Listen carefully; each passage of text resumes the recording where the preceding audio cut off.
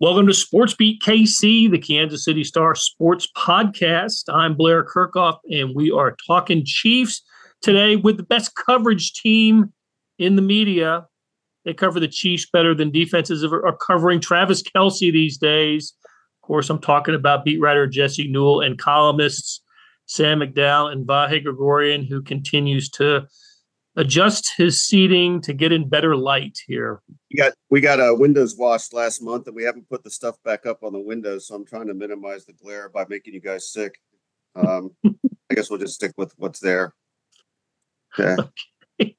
Yes, maybe you can block it with your arms. That'll work too. So, all right. So I'm going to get dinner last night, and I go into the office today, and all anybody wants to talk about is what's wrong with the Chiefs, what's happening to Travis Kelce, why can't he get more production, why does Patrick Mahomes seem a tick off, why can't the Chiefs score when they get inside the 5, all these problems the Chiefs are having, and then the conversations end with, oh, but it's good that they're 3-0.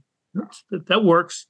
So I guess it's the best of all worlds, right? And Andy Reid said as much on a Zoom call on Monday, that a lot to fix, a lot to adjust. Better to do it while you're winning than when you're losing. So Chiefs are, let's see, after last night, is it 5 3-0 teams in the NFL, or I don't know exactly what that number is, but one of a few for the Chiefs. So, all right, what's going on, Vahe? Why are the Chiefs seemingly struggling in certain areas and ultimately getting it done? Well, if Andy Reid were with us, he would make the point of referring to how every win is hard in the National Football League, and he would be right. Obviously, we see the things that could be better, and there's plenty of it. But this is not really new for the Chiefs to win close. Of course, we're conscious of this recent streak this season, and even of the extended streak into last season, average of six points of margin of victory in their last 9 games of all wins. But I was just trying to look up the number and didn't get to it in time. But I seem to recall, I believe that either that first or second Super Bowl last stretch was all wins by a couple, 3 points into the last minutes. I mean, this is the nature of the beast. And as much as we think of the Patrick Mahomes era as being kind of shiny and glossy and 35-point games, that really hasn't been that way for a while. So I think they're still playing a team game. And thankfully for them, the defense has become that. And I think that's been much more of a marker of who this team is the last few years. And let's face it, there is some kind of winning culture there that is kicking in the final moments. I mean, it just seems that as much as that's the Chiefs' advantage, it's also a separate and distinct thing on other teams that don't seem to be able to come through in the clutch against the Chiefs. Yeah, but the Bills get to beat their opponents by a bunch. How come the Chiefs don't get to do that? Sam, you guys, third straight game comes down to the final minute, right? And for the first time, it's not the final play, unlike the victories over the Ravens and the Bengals, but a big play down the stretch to beat the Falcons. Nick Bolton, of course, with the tackle on 4th and 1. I know you wrote about that. I wanted to get your thoughts on that and actually what his parents said about that. You went into the stands and found Mr. and Mrs. Bolton, which I thought was really cool. But what's your take on this and why the Chiefs seem to turn every game into this massive struggle? Yeah, I mean, they're a flawed team. I mean, you mentioned the Bills. The Bills have been the best regular season NFL team since 2020. Like, this is not a new thing this year. They've had a top 10 ranked defense and top 10 ranked offense each of the last 4 seasons. Like, the Bills have just been a really good – they've beaten the Chiefs the last 3 times they faced them in the regular season. Like, they have been a better regular season team than the Chiefs since 2020. With the Chiefs specifically, I mean, we've seen the effects of, having – when you've got really high-paid star players, and then you've got to fill in the gaps elsewhere, that you're going to have some flaws. And we are certainly seeing the flaws now offensively of a team that employs a tight end that's going on 36 years old. And I mentioned this before, but like Travis Kelce was already historically good for his age a year ago. Like at some point, we're going to see a drop off from Travis Kelce. We're seeing the effects of that. We're seeing the effects of not having Hollywood Brown. Like this is not the Chiefs' offensive game plan going into this season alone. And we're seeing a quarterback that I think is rushing some things. You know, I mean, he's not been pressured the way he's pretending that he's been pressured. As when I say pretending, I mean his actions on the field. He's very critical of himself after the game. But when you watch the film on the field, like he's rushing a lot of things right now, and specifically in instances in which he does not have to rush things. You know, he's being pressured considerably less than he was a year ago. But throwing the ball, and these things go hand in hand. He's throwing the ball much quicker. And when you watch the film of like when he's throwing the ball quicker, it doesn't always have to be that way. And he always gets in these fundamental slumps. Every season we're talking about some sort of fundamental flaw. It's atypical for him to do it over the first couple of weeks of the season. I disagree with him that he played poorly against the Ravens. He had one really bad throw. But these last 2 weeks have not been the best Patrick Mahomes, and we've seen stretches like this. It really illuminates when it's over the first few weeks of the season that, hey, what's going on with the quarterback? And that's stuff that he's got to fix, I think, mechanically, but the root cause of that is mentally. He's got to be comfortable with his protection up front. Talked about his feet after the game, and then Andy Reid clarified a couple of things earlier this week when he the possession that could have iced the game for the Chiefs, instead it goes 3 and out, the third down pass. We thought Xavier Worthy had run the wrong route. It turned out I think it was Rashee Rice that was not in the right place. If Andy Reid was right about that, and of course he would, why wouldn't he be? The interception was the one to Justin Simmons, who's intercepted Mahomes every game they played when Simmons was with the Broncos. I think it's a total of 6 interceptions. It's really an amazing stat. But that was maybe because Carson Steele didn't pick up a blitz or went to the wrong side. So there are some fundamental problems there. But he is underthrowing some balls. It seems like when he's off, he's been off short. Yeah, well, let's just go through that first drive, Blair, because you mentioned the interception. Let's go through that first drive. He throws a ball that's the first throw of the game is wildly inaccurate to Rashee Rice. To your point, he underthrows him. He gets everything he has into that. Like he puts his body into that. He just I mean, quarterbacks miss throws. He then throws a bullet to Rashee Rice, which is a really good throw, and he gets all of his body into it. And then you see him rush throws that didn't need to be rushed. He throws a ball to Juju Smith-Schuster. We can step up in the pocket. Instead, he throws on the run. Instead of just taking the space he's got in the pocket, because he also drops too deep on that throw. He then throws another high ball to Juju, very similar reason. Then we see the 3rd and 6 play. Remember, Rashee Rice had to dive and catch it and roll out of bounds where he's wide open. Like, his mechanics are awful on that play. He just turns and torques it sideways when it doesn't square up his body. Look at the wide receiver. And then the interception you mentioned. I mean, Carson Steele misses the block on that, but Mahomes throws that ball off his back foot and just flicks it. And that's when he says, I'm trusting my arm too much, that's what he means. Like, he's not getting his whole body into the throw mechanically correctly, because he's got a great arm. I mean, he's got as good as arm as anybody in the league. And so he's trusting that that's going to be enough. And it's not a bad thing that you learn this lesson again when you win a game, that you've got to still be mechanically sound to have the game you want to have. I'm ready to talk out of both sides of my mouth here, because all these close games I feel like are a little bit different, but I felt more like the Ravens game on this one, where the Chiefs played better than what the score sort of indicated. We can talk about all these problems with the pass game, with Mahomes not being his normal self, his normal accuracy. And yet, the Chiefs had a chance to put this thing away. And also the point that I'm sure Andy Reid will make is talking about finding ways to win football games. Right now, they have a center and they've got a right guard who are just dominating run blocking. And they've got a running back in Carson Steele who was turning 3 or 4 yard gains into 7 or 8 yard gains. So they were very, very efficient running the football up there until the very last possession, when they really needed it, when they, obviously both teams know that they have to run the football. But I think the short yardage was the issue for the Chiefs. I mean, how much of this are we talking about if the Chiefs convert more than, Stan, you had the stat what was it like? They were 3 of 9 or something on 3rd and 2 or less. 2 of 7 or 3 of 8. I think it was 2 of 7, maybe.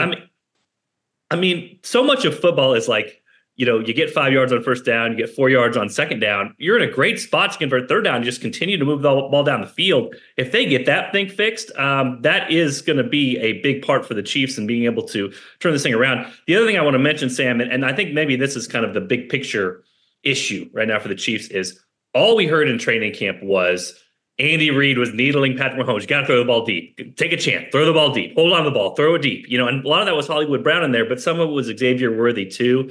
If you look at the average depth of target from Patrick Mahomes, last year he was second lowest of any quarterback. This year he's a yard below what he was last year. They are not throwing the ball deep. They are not throwing in the immediate. There's so much of this that is just not looking exactly right in the pass game. And they are doing things like differently than even the rest of the NFL. The rest of the NFL is throwing it shorter. They're throwing it even shorter. And so this big offseason mantra and what they were going to do and open up the offense, I still think Xavier Worthy, helps them in the intermediate. I still think he takes the top off. I still think he takes, defensive presence. But every once in a while, you want to catch one of those balls too. And right now, the Chiefs are just not throwing the ball deep like they had planned on. And that is part of the offense not being as explosive as.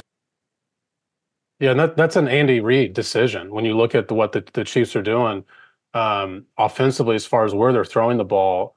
For example, Patrick Mahomes threw 25 throws within 2.5 seconds on Sunday. That's 57% of his throws that he threw within 2.5 seconds, the highest in the league over the last 2 weeks. Last year, he threw only 41% of his throws within 2.5 seconds. So Andy Reid is calling quick stuff. And again, that can go back to the Chiefs did not have a great offensive line day in week 2. And Blair Vahe, I can't remember which one of you asked Andy Reid about it, but I thought his most interesting answer yesterday on Monday's call a day after the game was that he mentioned something about Patrick Mahomes that let me see if I have this quote. He said, the more we secure things up front also helps. He came off a game where he had to get the ball out quickly last week with the pressure that was on him. But I thought the offensive line did a nice job here. He's referring to the Falcons. And I think Pat will see that, and that also helps the situation. What he's saying there is Patrick Mahomes played like he didn't have confidence in his offensive line in Atlanta. And when you go back and watch the game, the offensive line held up. And it became a quarterback that's why I said this is a fundamental adjustment that first has to be a mental adjustment to have the sense of security that your offensive line is going to protect the play. Just a quick addendum to that, and I wonder if you guys agree or disagree, but when Andy said that, I sort of thought he was actually referring to his own way of looking at it, that Patrick's rhythm was maybe affected by one game into the next, but that Andy's play calls and selection, I think, were affected by that too. Did you feel like that, or did you feel like he really meant exactly what you said, Sam, just specifically on Patrick? Well, I think when he says, I think Pat will see that, and that also helps the situation that he's referring to Mahomes there needing. And look, I mean, the film shows that. Like I said, the film shows a quarterback that's rushing throws even with clean pockets. Well, and we can talk all day about, hey, the Chiefs blocked better than we thought they were going to, or better than the Chiefs thought they were going to. But Blair, you mentioned it too. One of the interceptions was because they didn't pick up a blitz that the normal running back probably would have. So some of this confidence issue has to come and be proven over time that this is not going to happen. So it's not like this is Mahomes making this up and out of nowhere. This is still happening. And this is why some of the inexperience right now for the Chiefs, Sam talked about it. I mean, when you pay your stars, you have to fill in with other guys that aren't as expensive and usually are younger. And that's why at left tackle, they've got younger guys there. They're rotating through. And at running back, even though I thought Carson Steele had a great game overall, you banked on him in the preseason and because of his performance. And now he has to go in there and perform. And for one of those plays, he didn't. And that is going to kind of throw the whole operation off kilter just a little bit. I thought the offensive line had a good game overall. I thought Wanya Morris was fine in his first start this year over Kingsley Suamataia. The middle three had their moments in the game, and I mean, look at how time and again the Chiefs were getting 6, 7, 8 yards on first down with Carson Steele up the gut, and they'll take that every time. Sets them up in good position. Where it failed was inside the 5, and that's troubling that they can't get the touchdown inside the 5. In fact, the last 3 times, I think this is right, the last 3 times they've been in this situation with a first and goal at the 2 or the 3, one was they had a trick play with the touchdown pass to Wanya Morris in the Bengals game last week, and then twice on Sunday night they failed to get it in. They ran the same jumbo package with Steele taking a direct snap, and it actually lost a couple yards. And then they just can't move the ball inside the 3 with what we think is the best middle 3 in the NFL, and that's a problem. And maybe we're not talking about all the Chiefs' issues. If they're punching in touchdowns there, extending the lead, maybe getting a 2-score lead, instead having to settle for what Sam you wrote last week. It's something that should never happen. A 19-yard Chiefs field goal. That I'm absolutely 100% agreement with that. That should never happen. Well, I wonder if Andy Reid's just, I'm the guy that always, and Jesse too, I'm always advocating for them to go for it on these 4th down plays, but it's hard to make that argument when you see their success rate now in 3rd and short. And also, how many plays does Andy Reid have left? I mean, they've run an astounding number of plays inside the 5-yard line, to your point, Blair. And you look at, just to back up what you said about the running game success, I mean, last week, Carson Steele carries the ball 17 times. Next Gen Stats rates 71% of those as success plays, second highest in the league that the Chiefs had. And success plays are based on if you have 3rd and 20 and get 8 yards, that's not a successful running play. If you have 1st and 10 and get 6 yards, that is a successful play. It's an on schedule. And so their running game was terrific. And then it collapses inside the 5. And I agree with you that it's the confounding part of this is they dominate in the middle. And you ought to be able to run the ball in the middle. Obviously, the defense but if the reason you can't is because defense is putting extra numbers there, then you ought to have some stuff on the outside. I mean, the Chiefs have never been a team that likes to throw one-on-one fade passes. We saw him do it a little bit with Jody Fortson when they had him. I think that was part of the appeal to a player like Jared Wiley, and taking him in a middle round was maybe you could have somebody that could get some jump balls. And without that, I mean, teams are always going to key in on, we're just going to stop the run at the middle because we think that's what you guys do best. And so far, other than the trick play you mentioned, Blair, we haven't seen the Chiefs have a lot of success with it.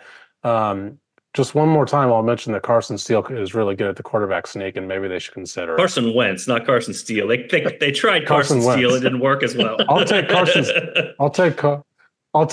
Steele on it as well.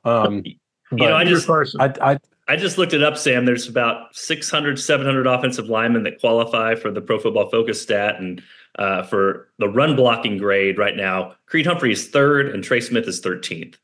There came a time last year, and you were all over this late, Sam, which was the Chiefs struggled with short yardage at certain times, and then they just got really good at it because they just said, hey, you two, go block. I'm going to run behind you.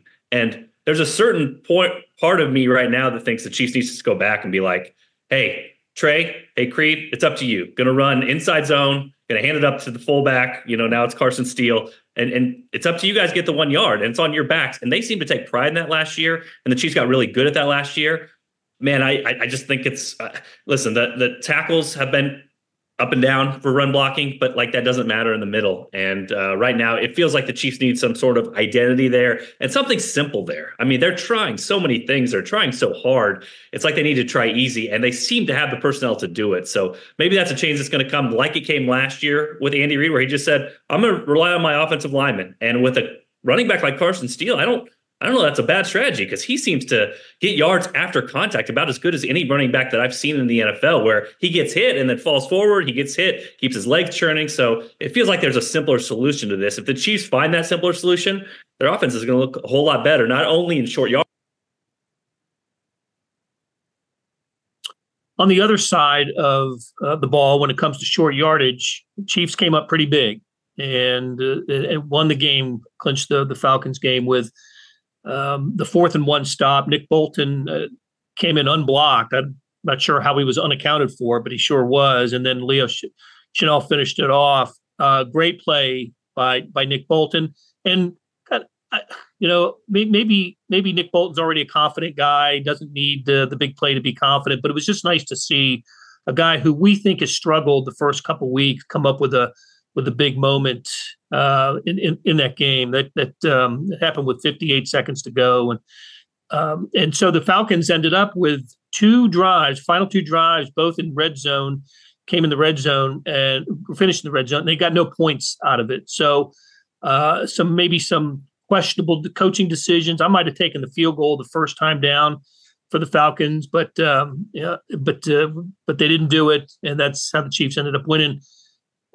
Jesse, you talked to Brian Cook after the game. He was certainly a figure of interest in one of those not fourth down, but goal line stops.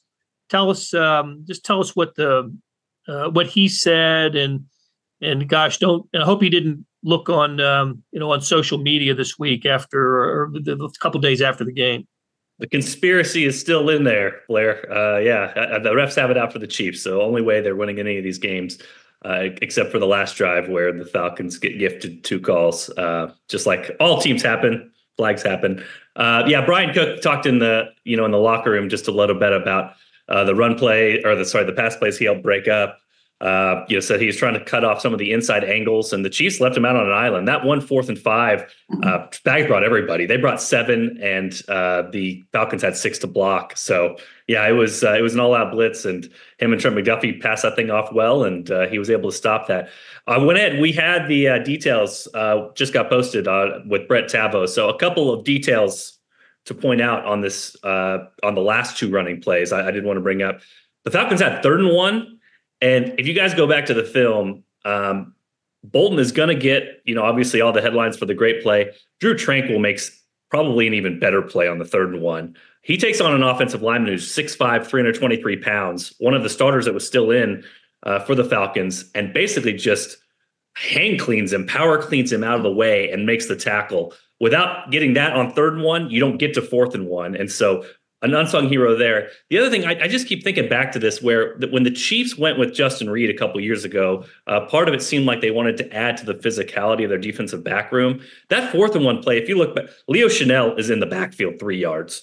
Mike Dana is in the backfield 3 yards. But on the outside as well, you talk about Brian Cook. Brian Cook and Jalen Watson are going against 2 tight ends, and they're pushing them back, and they have a 30-pound weight difference. So we talk about Drew Tranquil. He's down 89 pounds to the offensive lineman that he power cleans late. The Chiefs held up at the line of scrimmage and pushed the line of scrimmage back 3 yards on that 4th and 1. You talked about why Nick Bolton was not blocked. Tyler Allgeier's job was to loop around and block him. He couldn't see him because Leo Chanel was pushed so far back into the backfield. It was hard to see so the chalkboard play didn't work out like the real play. So this Chiefs team, this Chiefs defense deserves a lot of credit for the physicality they showed at the end of the game. That was not always a Chiefs' strength, especially a few years ago, even under Steve Spagnuolo. But what they did to that front line of the Falcons, it should not go overlooked, because it wasn't just Nick Bolton on that play. It was other guys showing their strength and playing above their weight to be able to push them in the backfield. And we're seeing the Chiefs this year put Leo Chanel a lot on the edge. And I asked Nick Bolton about that after the game, and he said, it's a rule around our locker room. If a tight end is blocking 54, he's going to set the edge for you. You go back and look at the play, it's actually an offensive lineman that Leo Chanel just blows up in the backfield on that play, which, I mean, as you mentioned, Blair, I wrote about, and like Nick Bolton identifies the play beforehand too. I mean, I think you're seeing the effects of also a defense that's played together for 3 years now, that, is comfortable with one another, moving around, because, hey, Leo Chanel is going to get his assignment. I recognize the play. I know he's going to win on the edge here. And therefore I can just, there's a saying that Jesse and I were both told in the locker room after the game: shoot your shot if you see it, especially in these short yardage situations. Take the risk.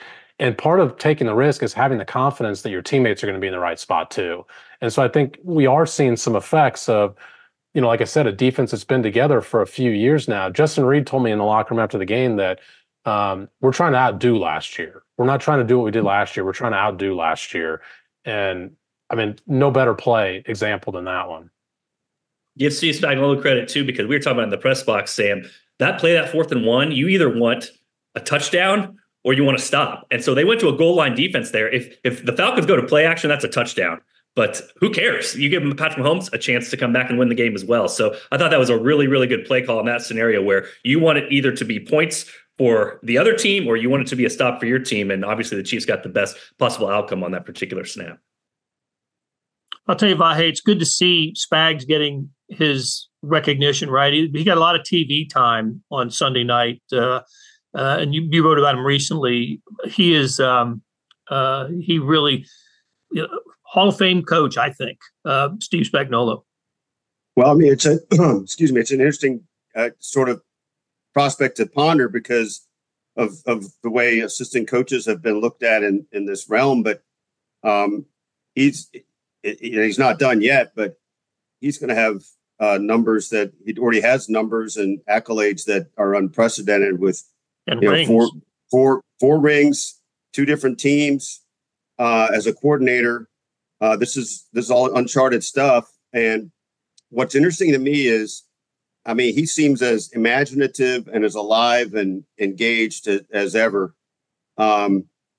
Even now in all these years with the Chiefs, which, by the way, I mean, suddenly this actually is his longest tenure in any one job since he started coaching. He was with the Eagles in a couple different capacities in those first years with Andy, but as far as one continuous job, and it's not like the guy has gotten stale or complacent in the job, and you can see the direct connection from him to the guys on the field, whether it's Bolton or Tranquil or Justin Reed. I mean, there's I think that's a chemistry that sometimes we overlook too. I think those guys are all smart players, but I think back to Sam, all this stuff kind of comes together with a team that largely played together, virtually not all, but a very high percentage of these guys have been playing together for several years now, and they're all attuned to each other. And I think they have faith that, as they say, in Spags we trust. So it's a pretty harmonious thing. Even got T-shirts printed up to say as much, right? As we saw after the AFC Championship game last year. How about the Chiefs' defense against teams' top running backs?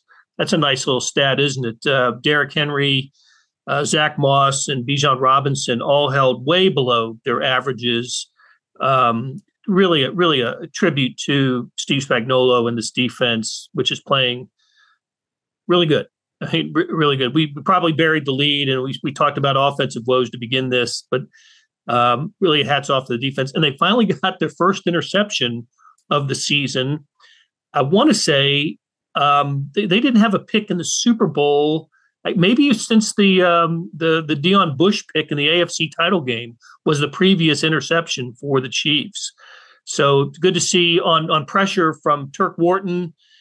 You can pick out a bunch of Chiefs who just had a moment or played a very good game Sunday night. Even Felix Anudike-Uzomah got his career first full sack, had a half a sack going in. Chris Jones, of course. What a terrible, opponents were talking about the missed pass interference call on Brian Cook, but I thought Chris Jones got hosed on a roughing the passer call. I think it was in the second quarter. So just a very good game all around for the Chiefs defense. I would just jump in real quick on one thing about the penalty thing. Jesse already addressed it, but it is a bit of a tiresome thing. And especially when you see how it just plays out every game. It's a different thing. Penalties are penalties. And obviously there's bad calls, but the notion that the Chiefs somehow have the deck stacked for them is just so preposterous. And the Jones penalty almost is the most egregious because first of all, he got hands to the face pretty sharply. So it actually should have been a penalty on Atlanta, but then the penalty happens and it allows Atlanta's touchdown. Not as notable in the final moments of the game of the bad call with Brian Cook's interference, but these things just happen. And I don't even know why I feel the need to add to it, but it is really weird to hear from people thinking that's really that some kind of strange fix is in. I think Trey McDuffie needs a louder voice because he might have the 2 worst penalty calls against him these last 2 weeks. Like he's playing outside leverage and a receiver runs into him, and then that's pass interference or illegal contact. And I mean, you see other guys in the NFL who are at his stature who go after refs, scream at him, throw their arms, and like his reaction is like, oh, maybe he thinks he did it. And you watch the replay, you're like, oh my goodness, what's going on here? So obviously lots of calls, as you talked about, but that's the world today. We're in a social media world where you see one clip. People aren't watching the whole game. So they're seeing that one clip. And obviously that one clip, I talked to Brian Cook about it. He said, when you turn your head, you can't turn your head back around. You leave it up to the officials. You try to play his hands. You do the best you can. When the guy jumps into you, it obviously looks worse. And so should have been pass interference? Probably so. But that obviously was just one part of this game and one of many calls that could have gone either way. LA Chargers up next, 3:25 Sunday, CBS. Chargers, the Chiefs have not only have they not lost at SoFi Stadium, they've won 10 straight road games against the Chargers. So I think it's 5 in San Diego, 1 in Mexico City, and 4 in LA. So they've got that streak going for them, heading out to the West Coast this weekend.